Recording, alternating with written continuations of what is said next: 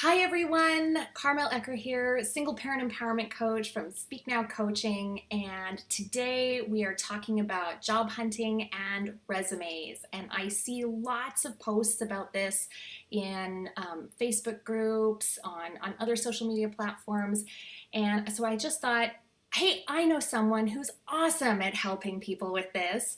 Let's get on an interview and pick her brain and see what she can share. So I am here with Cara Bradley. And Cara, will you tell us a little bit about yourself? Sure. Thanks for having me today. So I'm Cara Bradley. I'm based in Brisbane, Australia, and I'm from New Zealand originally. I call Australia home now. I've been here for 10 years and I just absolutely love it. Um, so a little bit about me. I'm a single mum. So I had my son when I was 20, found myself raising him on my own by the time I was 21. I was going to university, working full time, and having shared custody as well. It was all, um, I don't know how I did it back then. I was much braver back in those days. That's a lot. That's a lot to take on. Yeah. It was, yes. So I'm a registered nurse by background, and I still work as a nurse occasionally just to keep my skills up and because I love helping people. And I've enjoyed a really full and diverse career in the health industry. So I've now established my own career coaching business because I love to help other people secure jobs and positions, roles that they love.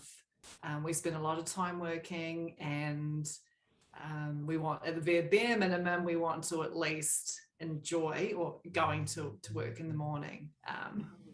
And look, so some of my nursing career, I've worked mostly in management for the last 8 years.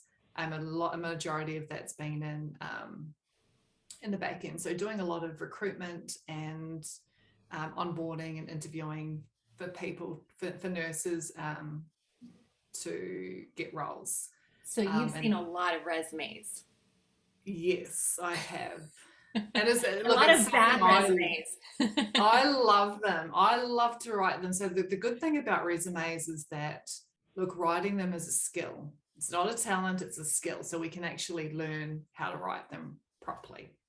That's a Yeah, so really important that's sort of me in a distinction. nutshell.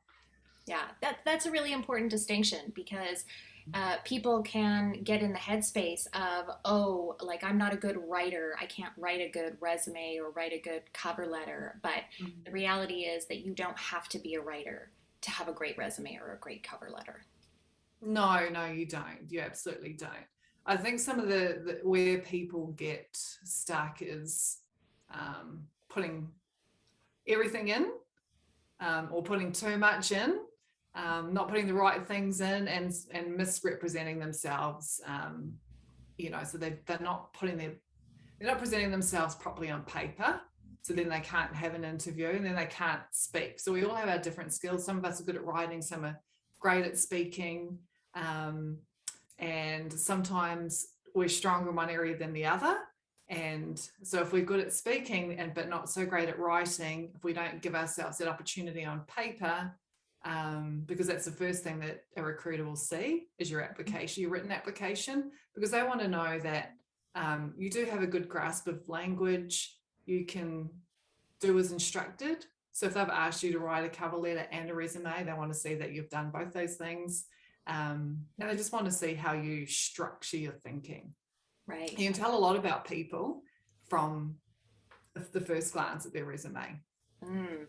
And yeah, I Yes. want to talk because you mentioned before we hopped on and started recording here that something that I didn't realize, which is how much of a resume does the typical recruiter or hiring manager actually look at in the first pass? So before it even gets to the recruiter, what usually happens is it can go through, well, actually, no, there's a couple of pathways.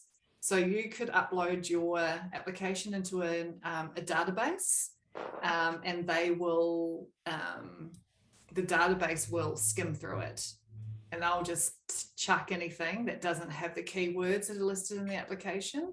So that's one thing. You want to write it, so pick out the keywords that are in the advertisement.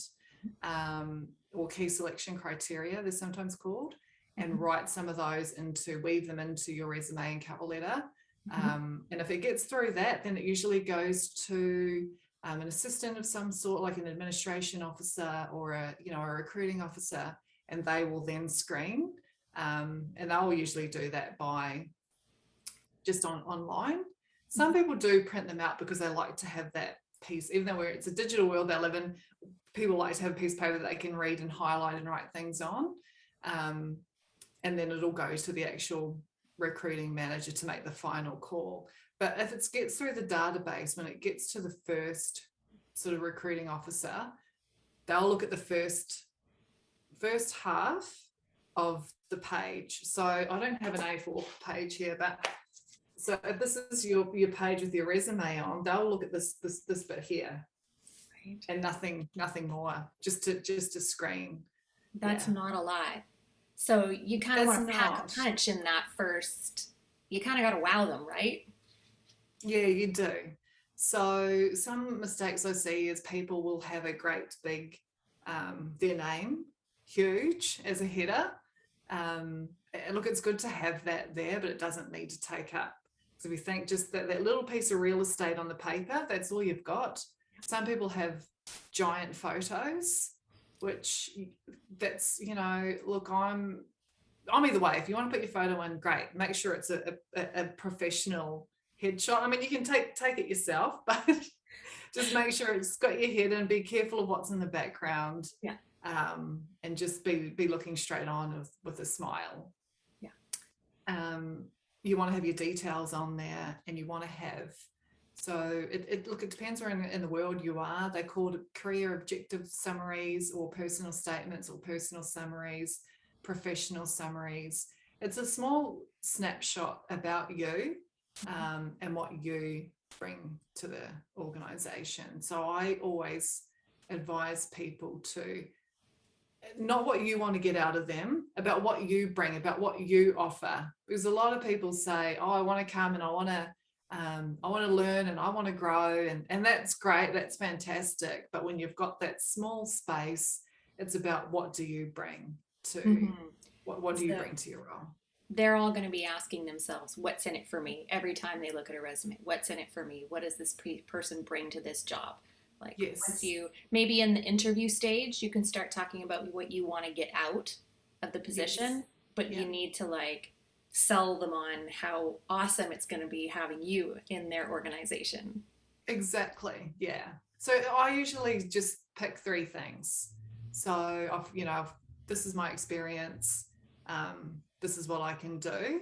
And this is how I do it. Just 3 things. Yeah. That's all it needs to be. And again, related back to those key selection criteria that are in the advertisement. I love the simplicity of that. Yes. Just 3 things, cover it. It doesn't have to be fancy. It just has to be clear, and it needs to have those keywords. How do you know what the keywords are? They're usually listed. So in advertisements, they'll have key selection criteria. And it'll have things like, I'm just thinking of, I don't want to keep it all about health, but something generic that's usually in it is team, managing teams or leadership. So you could write a simple statement like, I have managed teams, experience, or I've got X amount of years, or I've got this experience managing teams or managing people. So you really need to take the time. I know people usually flick through on their phones, but you really want to sit down and just read. If it's on your phone, read every word and just note some of the key things. And another clue is that it'll be repeated. They'll be repeated throughout. So yeah, so you'll see them. Yeah, key skills, key attributes. Those, any of those headings and what's underneath them are things that you want to pull out and write into you don't want to copy what they've said. You just want to put your own spin on what they're asking for if you can. Right. Yeah. Exactly. So, what are some of the top mistakes? We've kind of talked about a couple of them, but what are some of the other mistakes that you see when you are working with clients and reviewing their resumes? Some of the things that you really don't want to do, and people can be offended by, is if they're addressed to the wrong person. Um, yes, that's a big one. It happens all the time. Sometimes people apply for a lot of roles and they're just copying and pasting things, which is absolutely fine. Just make sure that you are changing the details relevant to that organization. Yeah. Just basic things like typos, the grammar. One thing that I really advise against is having multiple fonts, because it wants to. You want to look. If you're a recruiter and you've got to sit down, you're busy, and you've got to read 100 of these things. The easier it is for someone to read, the better for you. So yes, it can look pretty and all the rest of it, but you want them to read the content. So you don't want them to be distracted. I would limit to 2 colors, 3 maximum. I try not to capitalize things in the body of the content unless it's critical or something that they've asked for. I can't even think of an example. But you can break it up to, you can underline things, you can use bold headings, and you can capitalize those. But I do advise against using multiple fonts. If you really, like, I always use one. Just personally, that's what I do. If you really have to, I'd go for 2, and choose 2 that people can read without looking at it. And sometimes it is hard to read. And the size of the font too. If you've got different sizes throughout, that's tiring for someone to read, believe it or not. Yeah. It sounds a lot like there's a keep it simple principle at play here. Yes. Yeah. Very, very much so. I always follow a 3-step formula when I'm reviewing resumes. So when I'm writing them for people, so I look at the design. So, you just pick it up. Oh, yeah, okay. So, the colors of fonts, the things that I just spoke about, and the use of white space, the structure. So what headings have they got? Is it 2 pages? Because that's the key. You really want to get it on 2 pages. If you can't, that's fine. I would really think about doing, like, if you've got to have 3 pages or more, then I would really advise getting a professional to write it for you at least once, and then you can keep it updated yourself, because then they can really cull it. If you've got 20 years experience and you've got 20 pages, it's far too much, and they've got a skill of pulling all the key things out and putting them together in a very succinct and clear way, without misrepresenting you. Right. Yeah. And the third thing is the content. So just all the grammar and stuff that I spoke about, then the language. Yeah. And my other pet hate is weird email addresses. Oh, yeah. Like, I love Harry Potter at ones. gmail.com. Yeah. Yeah, so like keep the nickname type emails, keep those to yourself, and have like a more professional one that's just like your full name, or well, your full name would be ideal, or with a number tag. Yeah, I would. Yeah. If you Yeah. can. Yeah. Okay. Or just something really, yeah. I mean, I've seen some really interesting ones over the years. Any memorable ones? Oh, I remember someone had something. Oh, I can't remember. It was something to do with Harry Potter. It was really long. Like I'm the greatest Harry Potter fan of all time. Oh my God. Gmail or something like that. So yeah, it was interesting. Yeah, and it's interesting to know that like people notice that.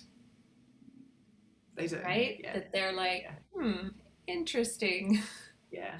And I don't know if the recruiter was a Harry Potter fan, maybe it would go over well, but you just, the odds are maybe a little slim.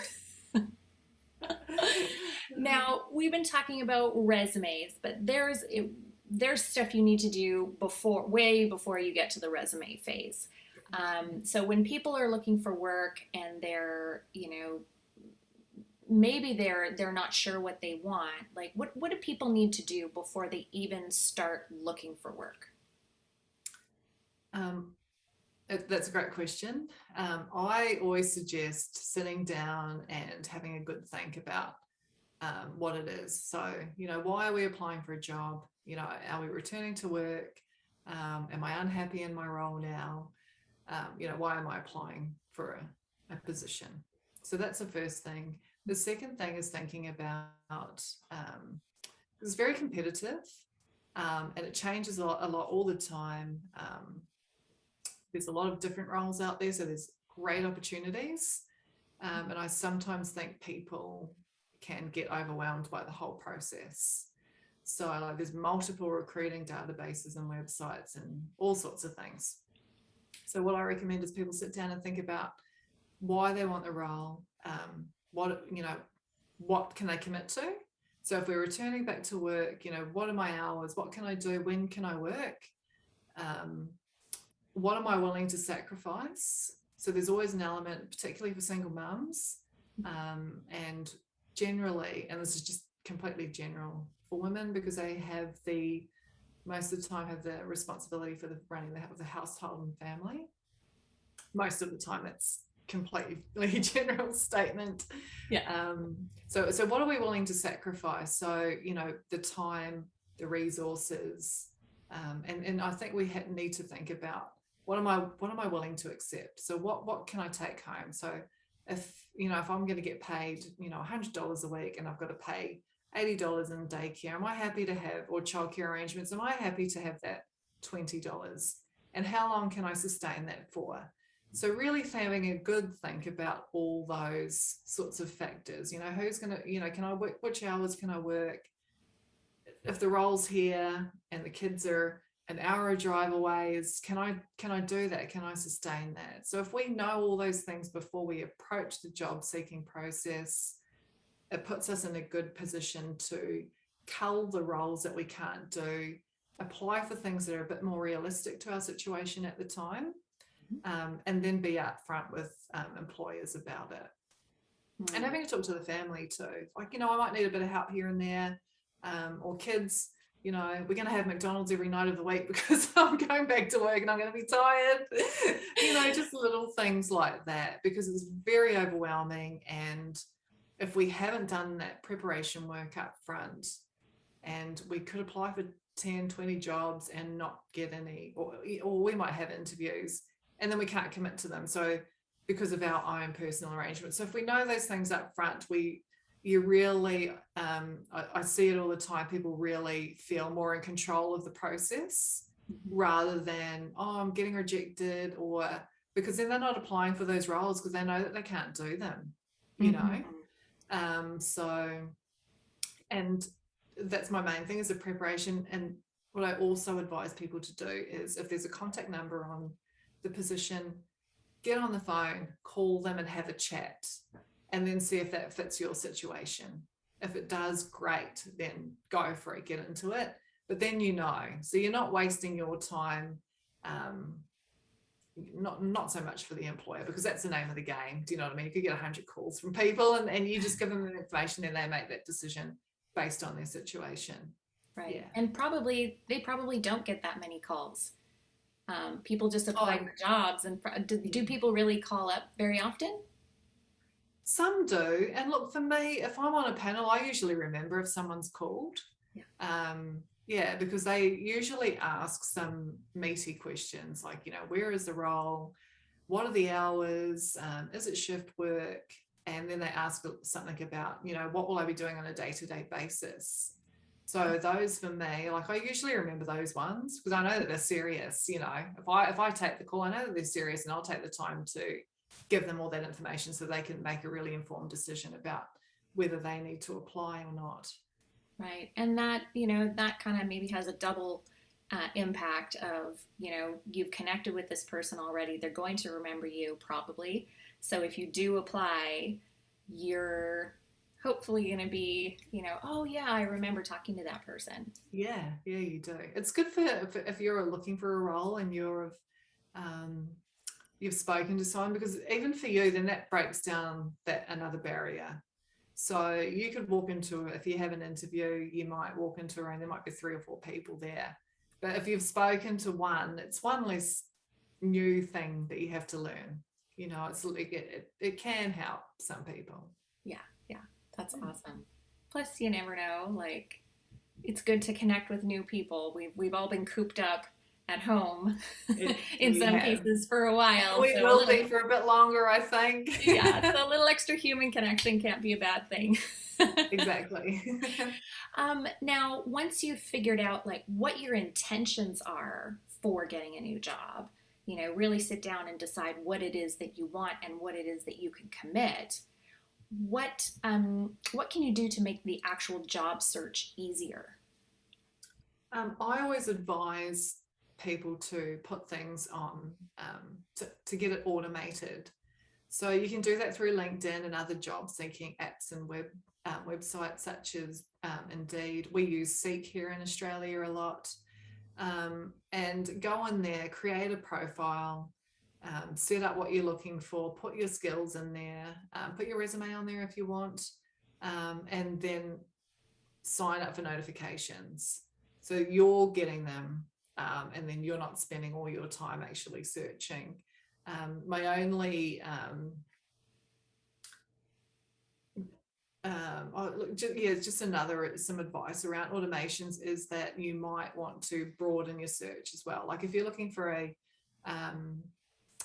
I guess if you're looking for a management role, if you put manager in, then you'll get manager, all the things. And if you're happy with that, that's fine. You might want to just change the fields to certain industries that you're working in. I know as a registered nurse, if you type registered nurse in, and there's such a diverse career, there's so many, you can get hundreds of roles for things that you're not interested in. If that's okay, if you're okay with that, then that's fine. But you might just want to narrow your fields down as well to save you getting a lot of emails. But I do recommend that, because then you're not going in and then searching from scratch every day. Then you can go in and you kind of know what's out there. You also get a trend. You get a feel for what's happening at the moment.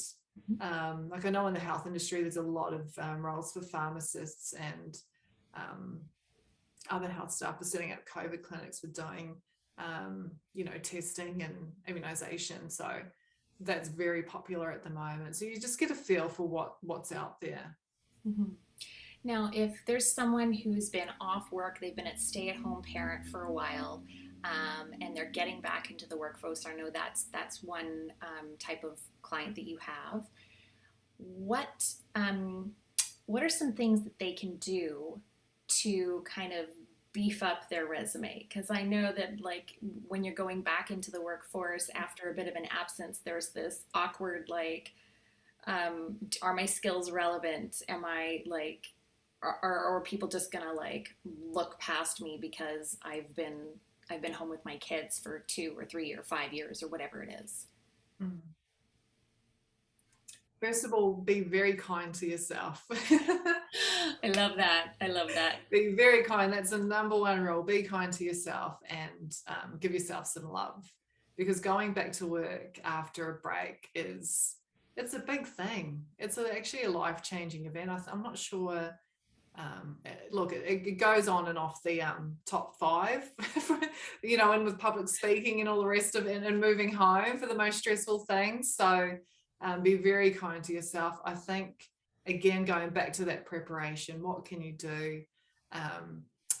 What can I commit to, and what am I happy to receive? What am I happy to accept? I do recommend that everyone gets their resume done, or at least reviewed by a professional at least once, because they can give you some free. Most of the time, you can mostly get them reviewed for free these days. And look, if you're happy with the review, great. If you're not, just find someone else to have a review for you. There's a lot of people out there that will review them, free of charge. And I recommend at least doing that. I do recommend getting a resume done by a professional at least once. And again, it's the same thing. Look around, because there's so many people that do them. If you get it done at least once, then you'll see what it looks like to have it done by a professional. And then you can just, you can keep that template forever. I really do. What really bothers me is that there's a lot of free stuff out there. So you can download Canva. If you're not familiar with Canva, it's like a graphic app. You can do it on your phone. You can do it on your desktop. And they have free resume templates in there, which are quite good. Mm-hmm. There's also really cheap ones as well, like on Etsy. You can get them for $1. So there's no excuse. Like sometimes I look at them, I just want to burn my eyes, because I just think, oh my gosh, this is awful. Like it's not. And look, I really feel for them, because but like they probably have what it takes, but in comparison to other people's resumes, you just can't. It does come down to the finer things. It really does. Yeah. So I do recommend getting it done at least once, especially if you're going back to work. Then they can ask you questions. If you've been part of committees, if you've been doing voluntary work, a lot of those things are transferable, and you can use them. You can write them in such a way that that's a personal experience that you bring to the role, even though it's not from a paid employment in the past. Right. Yeah. Awesome. So that's the way you could use some of your volunteer work. Yeah, And definitely. I don't know if this is a stretch. I've heard people say that you can do this, but can you actually use your parenting, running the household type skills as, skills on your resume? Oh, look, absolutely. Absolutely. And look, and again, it depends on the role. It depends on the industry. It really does, but absolutely. If you've got 4 kids, or even if you've got one who's got multiple activities, that's scheduling right there. Woo! It really is. It's a skill, and people underestimate those things that parents have. And even like planning. So there's a lot that comes into running. There's budgeting. Do you know what I mean? So there's a lot in running a household that is transferable. It's really about the way that it's written. So there is stuff. And look, again, there's a lot of free blogs and things that you can read about running households and how the skills that you need to run them. I mean, look, there are things that you wouldn't put in there, like, I clean the house 3 times a week, but it's just, that may not be worthwhile. Yeah, exactly. It's how it's presented. It really is. Yeah. Right. Awesome. Well, that's good to know. I think that's because, and I was thinking of the planning thing as you were talking. I'm like, yeah, like I don't consider myself a strong planner for my own life. But when it comes to my son, man, I have the school year all sorted out. I know when Pro D days are. I know when spring break is. I've got stuff scheduled. I even know when the community activity guides come out, so that I can like figure out what he's going to take, and put the I put the date that they start allowing registration. It's in my calendar, and at 6 a.m. that day, I am on the website. I am on it. So exactly. Being a parent gives you those planning skills that you may not have had otherwise.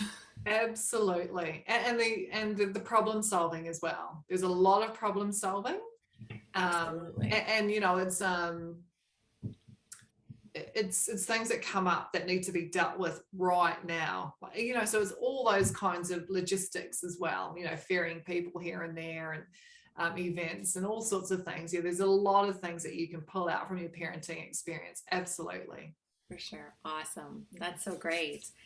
Now you said something a little bit earlier about for parents going back to work, things can change in the workforce so quickly, but there are some things that stay the same. So what are some of those things that are kind of standard that people should pay attention to? Yeah. So look, we're seeing it here in Australia. The roles that are being created, the work from home opportunities. There's a lot of different things in multiple industries. So we're working a lot differently. People are probably priorities are changing, I think, within organisations, and I do think truly that there's this real sense of value for families now Mm-hmm. within this, now that we're forced to do things differently. Yes. Oh wow, look at all these, all the great things come up when we're forced to do something. So I think some of the things that don't change ever is the communication, is how we speak to people, how we interact with people. That doesn't change ever. It really doesn't. It just the fundamental things that doesn't change. There was something else I was thinking of too, and I've forgotten what it is. Do you It'll come remember to what you we at 3 discussed a.m. this earlier? morning. Right? Oh gosh, I can't remember what I was going to say. It's just right on the tip of my tongue too. We might have to come back to it. Okay, we can come back to it. But are you noticing that there's more work from home opportunities? Yes, I do. I personally have seen it. And even before, where within roles and industries where that hasn't been an option, Mm-hmm. it now is. And even because of the social distancing within some organizations and facilities, they just physically can't have the amount of people at work or on public transport that we could have before. Mm-hmm. So sometimes it's created these opportunities where there's job sharing. So, you might go to work every second day, and then that allows you to stay at home. So I've seen more mums going back to work earlier because they know that they don't have to be in the office as much. And sometimes there are some roles that are allowing it, but for an X amount of time. So they might say, yes, you can come. We'll give you a short-term contract for 3 months. But if you can get in there, and you're working from home, if you can get in there, if you can show them what you can do, that's all they need. That's all they need, is for you to show, look, this is what I bring. And if you've got a short contract, I wouldn't turn it down. If you've got all the other things match up for you, because that just might extend you. So I've seen that happen. I've had friends who got short-term contracts in businesses or even in government organizations, and they loved what these people did so much that they actually created a new position for this person. Yes. So yeah, even if it's short-term, if you are rocking it, you never know. It could turn into long-term if it's the right fit. Oh, absolutely. Yeah, absolutely. Mm-hmm. I think there's a lot more collaboration as well between agencies and departments where there never used to be. So there's lots of different positions and opportunities available for people. Yeah, and I've been reading a lot about the Great Resignation, and I wonder if that's going to create opportunities for other people who are out there seeking jobs. I think so, absolutely. So I looked at, actually, it was an Australian study, but although there are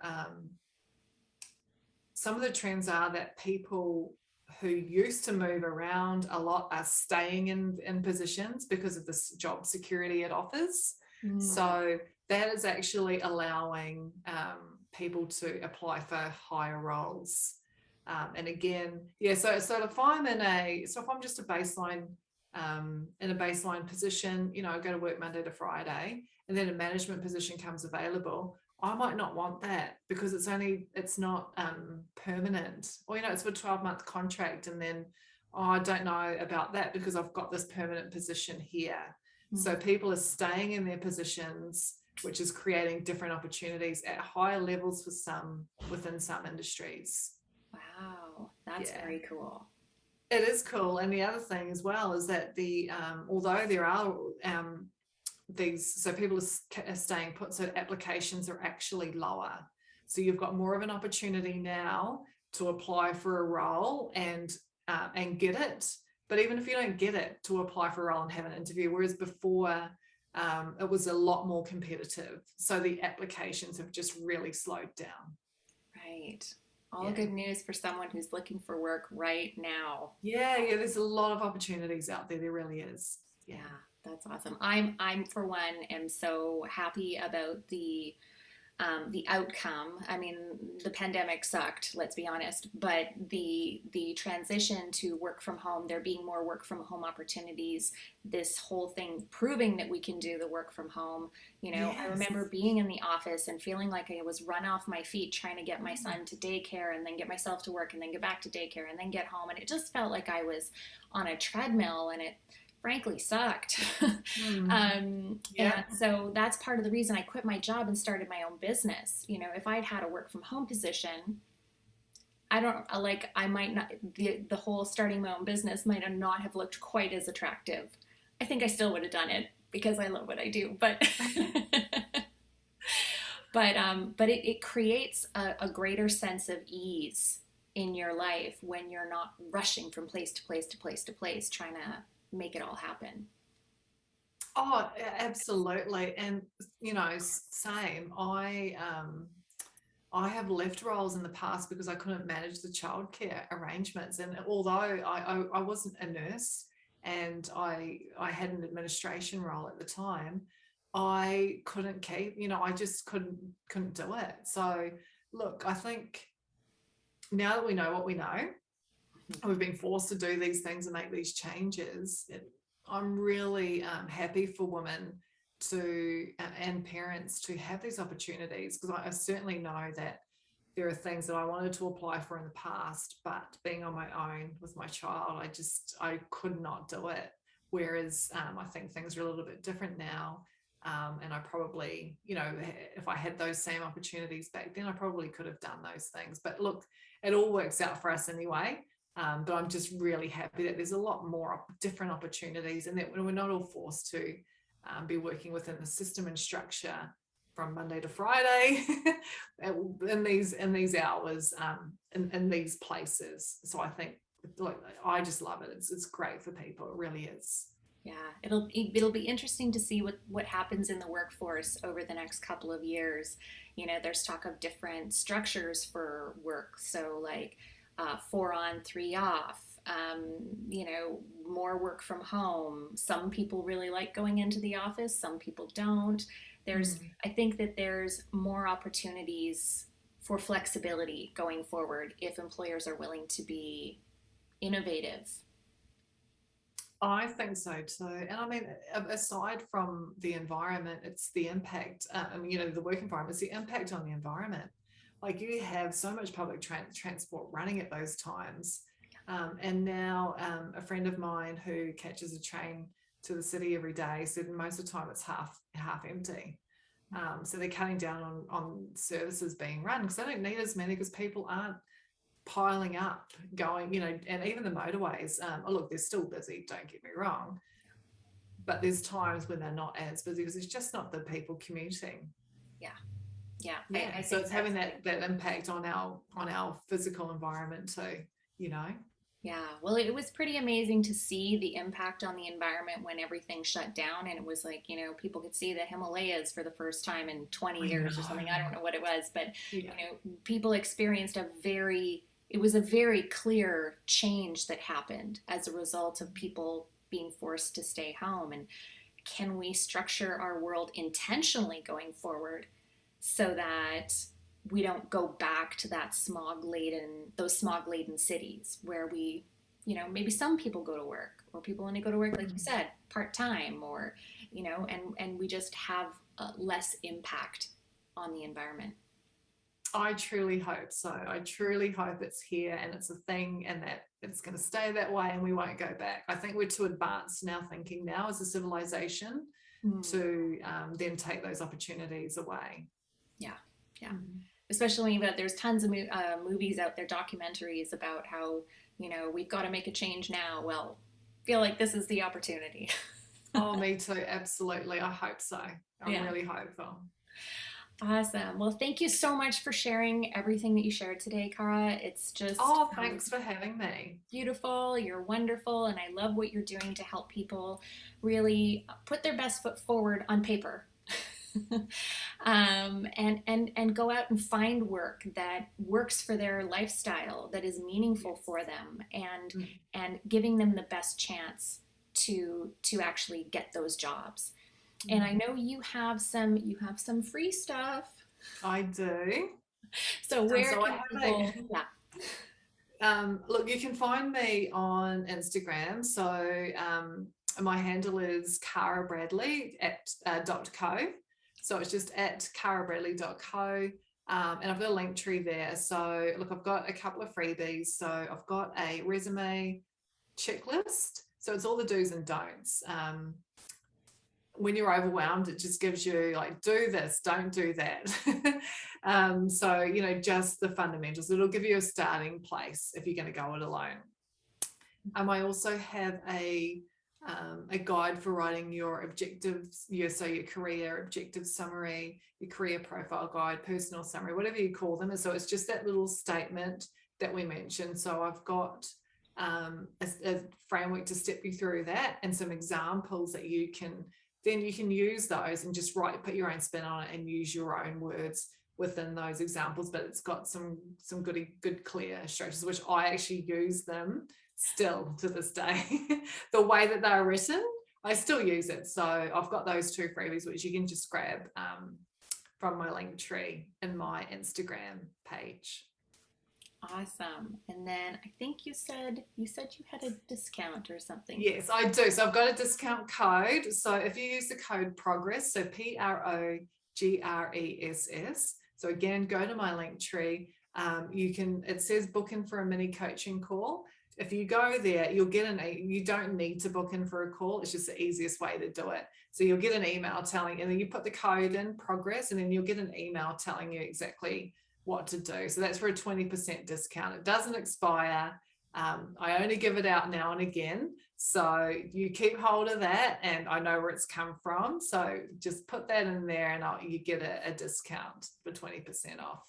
Awesome. But they should book a call with you if they want to get some help for their resume, because you are Oh, look, absolutely. awesome. Yeah, absolutely. I mean, look, it's free. It's 30 minutes. You can have a chat. We'll just talk mostly about these things here, and I can give you some guidance about maybe what the next steps are for you, for where you need to go to meet your individual needs. Mm-hmm.